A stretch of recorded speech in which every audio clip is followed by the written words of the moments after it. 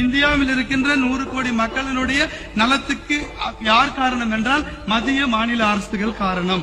ஆனால் இந்த மத்திய மாநில அரசுகளுக்கு என்னென்ன அதிகாரங்கள் இருக்கின்றன என்பதை இந்திய அரசியலமைப்பு சட்டம் சொல்லுகின்றது. இந்திய அரசியலமைப்பு சட்டம் ஒரு பிரிவு மாநில அரசுகளுக்கு இந்தந்த அதிகாரங்கள், மத்திய அரசுக்கு இந்தந்த அதிகாரங்கள், ஏன் லோக்கல் அரசாக இருக்கின்ற உள்ளாட்சிகளுக்கு இத்தனை அதிகாரங்கள் என்று தனித்தனியாக சட்டத்தை ஏற்றி இருக்கின்றது. ஒரு கால் இதற்கும் மீறி இருக்கின்ற சில சட்டங்கள், சில அதிகாரங்கள் மத்திய அரசினுடைய ரெசிஜுவல் பவர் என்பது மத்திய அரசுக்கு உட்பட்டது என்று சொல்லுகின்றோம்.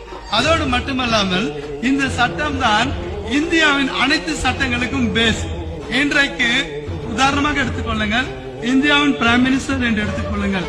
அவர் இந்திய அரசியலமைப்பு சட்டத்தின் ஒரு பிரிவின் ஆர்டிகிளில் உருவாகின்ற ஒரு குழந்தை. இந்தியாவின் ஜனாதிபதி எடுத்துக்கொள்ளுங்கள், அவர் இந்திய அரசியலமைப்பு சட்டத்தின் இன்னொரு ஆர்டிகிளில் உருவாகின்ற ஒரு குழந்தை. தமிழகத்தின் முதல்வரை எடுத்துக்கொள்ளுங்கள், அவர் இந்திய அரசியலமைப்பு சட்டத்தின் இன்னொரு ஆர்டிகிளில் உருவாகின்ற ஒரு குழந்தை. அதே போல் இந்தியாவில் தமிழகத்தின் சட்டமன்றத்தை எடுத்துக்கொள்ளுங்கள், அது இந்திய அரசியலமைப்பு சட்டத்தின் இன்னொரு ஆர்டிகிளில் உருவாகின்ற குழந்தை. நாடாளுமன்றத்தை எடுத்துக்கொள்ளுங்கள், அது இந்தியாவின் அரசியலமைப்பு சட்டத்தின் இன்னொரு ஆர்டிகிளில் உருவாகின்ற குழந்தை. இதுபோல் சுப்ரீம் கோர்ட், ஹைகோர்ட், அது மட்டுமல்லாமல் அனைத்து பிரிவுகளும் இந்திய அரசியலமைப்பு சட்டத்தால் உருவாகின்றன என்பதை நாம் புரிந்து